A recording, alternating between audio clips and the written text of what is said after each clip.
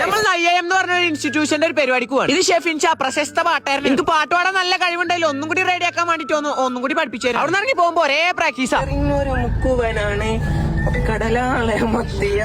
Heighten ടവറിൽ വെച്ചിട്ട് നമ്മളെ പരിപാടി എടുക്കാം. അവിടെ ചെന്നപ്പോ തന്നെ ആകെ 3-4 ആൾക്കാരുള്ളൂ. ഞാൻ വിചാരിച്ചു പാട്ടുള്ളൂ. പിന്നെ ഒരു പറഞ്ഞ മുകളിൽ ഓഡിറ്റോറിയത്തിലെ പരിപാടി എടുക്കണം, എല്ലാരും അവിടെയാണ്. അപ്പോഴാണ് ഒരു സമാധാനം. ഇതില്ലേ ഞാൻ വാങ്ങിയ കോസ്റ്റ്യൂം വെറുതെ. അവിടെ ചെന്നപ്പോഴാണ് ഞാനാകെ 20 ആൾക്കാരുള്ള പ്രതീക്ഷിച്ചു. പക്ഷെ 30 ആൾക്കാർ. ഷെഫിൻ ഷാ അവിടെ വെറുതെ കാരണം ക്യൂട്ട്നെസ് ഇട്ട് വെതറുണ്ട്. അപ്പോഴാണ് എന്നെ വിളിച്ച് 2 വാക്ക് സംസാരിക്കാൻ. ഞാനൊരു 4 വാക്ക് സംസാരിച്ച് കണ്ട് മേക്ക് ഷെഫിന്റെ അടുത്ത്. കുട്ടികളാണെങ്കിൽ എന്റെ പാട്ടിന് വെയിറ്റിംഗ്. ഷെഫിനൊക്കെ മേക്കും ബോക്സ് ഒക്കെ പാടെ ചെക്ക് ചെയ്യും. എനിക്ക് അതിന്റെ ആവശ്യമൊന്നുമില്ല. ഞാൻ ഏത് ബോക്സിൽ പാടില്ല, എന്റെ പാട്ട് ടോപ്പ് ആയിക്കാൻ. അങ്ങനെ പാട്ട് തുടങ്ങി. എന്റെ പാട്ട് ഇരിക്കലുണ്ടാവും, കേട്ടോക്കി.